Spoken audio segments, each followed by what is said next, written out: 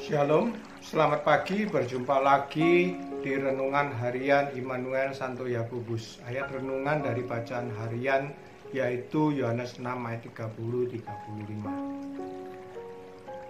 Yohanes 6 ayat 35 berkata, kata Yesus kepada mereka, akulah roti hidup, barang siapa datang kepadaku, ia tidak akan lapar lagi, dan barang siapa percaya kepadaku, ia tidak akan haus lagi. Mendengar kalimat ini ada teman yang bertanya, waktu kesesakan aku sudah datang kepada Tuhan dan berdoa, tapi kok tidak mengalami kelegaan. Yang dimaksud tidak lapar lagi bukan soal laparnya perut atau tubuh. Bukan juga soal ada roti atau nasi yang kita makan. Tapi jawaban Yesus ada tentang hal ini, tertulis manusia hidup bukan dari roti saja tetapi dari firman yang keluar dari mulut Allah. Matius 4 ayat 4. Manusia disebut hidup kalau tubuh dan jiwa keduanya hidup. Seperti halnya tubuh, jiwa pun perlu makanan.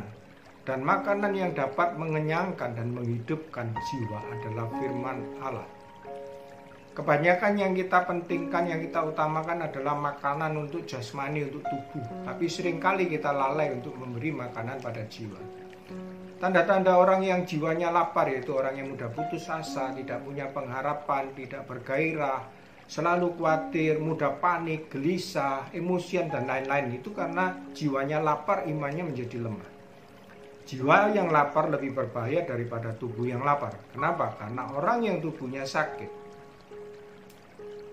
tapi jiwanya tidak lapar, imannya itu kuat, dia tidak mudah putus asa, punya pengharapan, imunitasnya kuat, justru mempercepat sembuhnya. Tapi kalau orang yang tubuhnya sakit, jiwanya juga lapar, imannya lemah, mudah putus asa, tidak punya pengharapan, imunitasnya menurun, maka otomatis akan semakin memperparah sakitnya. Jiwa yang lapar adalah sumber segala penyakit. Ketika pikiran kita khawatir, tertekan, lalu sakit mah, imunitas kita menurun, menjalar ke seluruh organ tubuh yang lain, maka komplikasi berbagai macam penyakit. Amsal 17 ayat 22 dikatakan, hati yang gembira adalah obat yang manjur, tetapi semangat yang patah mengeringkan tulang. Tanda-tanda orang yang jiwanya tidak lapar adalah orang yang mudah bersyukur, dapat bersuka cita, tenang, menghadapi segala tantangan persoalan, dapat bergembira. Coba kita perhatikan bagaimana mujizat itu terjadi di dalam kitab suci. Mujizat yang terbanyak terjadi ketika orang yang perlu itu datang kepada Tuhan, berkata-kata kepada Tuhan apa yang mereka harapkan, dan mereka menunggu sampai Tuhan Yesus berkata-kata kepada mereka. Dari perkataan Tuhan itulah, firman itulah terjadinya mujizat. Tidak ada mujizat yang terjadi tanpa perkataan atau firman daripada Tuhan Yesus. Kalau orang tersebut datang, minta tolong, setelah berkata-kata kepada Tuhan, langsung pergi meninggalkan Tuhan tanpa perlu menunggu Tuhan berkata-kata, akankah terjadi mujizat? Pasti tidak akan terjadi mujizat. Banyak dari kita yang masih seperti itu. Setelah kita berkata-kata datang kepada Tuhan, melalui doa kita berkata kepada Tuhan, setelah berdoa kita langsung pergi begitu saja, tidak mau menyediakan lagi waktu untuk membaca, merenungkan firman. Alasannya tidak ada lagi waktu untuk mendengar, untuk menunggu Tuhan Yesus berkata-kata. Maka tidak heran kalau ada yang berkata, aku sudah datang pada Tuhan, sudah berdoa, tapi tidak mengalami kelegaan. Kenapa? Karena jiwanya masih lapar, tidak ada firman Tuhan yang masuk ke dalam jiwa, tidak ada makanan pada jiwa. Matius 11 ayat 28 dikatakan, marilah kepadaku semua yang letih lesu dan berbeban berat, aku akan memberi kelegaan kepadamu. Dengan kata lain Tuhan berkata, marilah datanglah kepadaku semua yang letih lesu dan berbeban berat. Melalui firman-Ku aku akan memberi kelegaan kepadamu. Tuhan Yesus meminta kita untuk datang menemui Dia dan berkata-kata kepada Dia melalui doa-doa kita. Dan jiwa kita hanya akan dikenyangkan dan mendapat kelegaan setelah mendengar dan merenungkan firman-Nya. Yakobus 4 ayat 3 dikatakan, atau kamu berdoa juga tapi kamu tidak menerima apa-apa karena kamu salah berdoa, sebab yang kamu minta hendak kamu habiskan untuk memuaskan hawa nafsumu. Kenapa?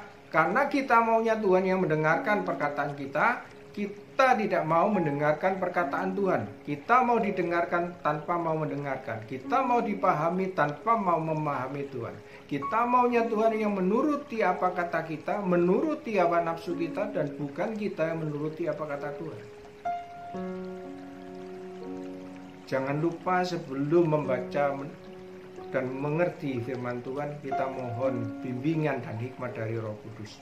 Karena Roh Kudus yang memberi hikmat kepada penulis kitab suci, maka Roh Kuduslah yang akan memberi kita hikmat untuk mengerti apa kata kitab suci, apa kata firman Tuhan. Mari kita renungkan.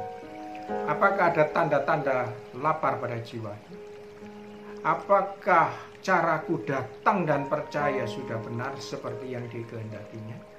Mari kita berdoa. Dalam nama Bapa, Putra, dan Roh Kudus. Amin.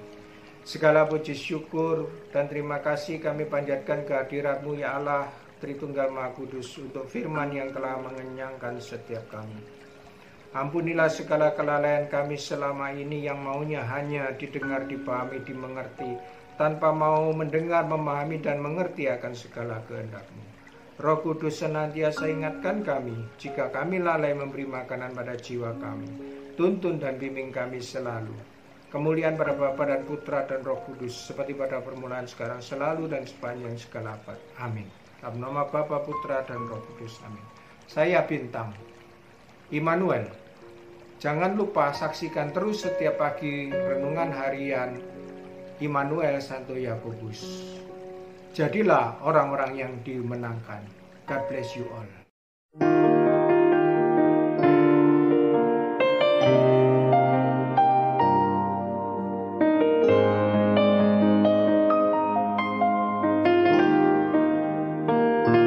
Saat keadaan sekelilingku ada di luar kemampuanku, ku berdiam diri mencari-Mu. Doa mengubah segala sesuatu. Saat kenyataan di depanku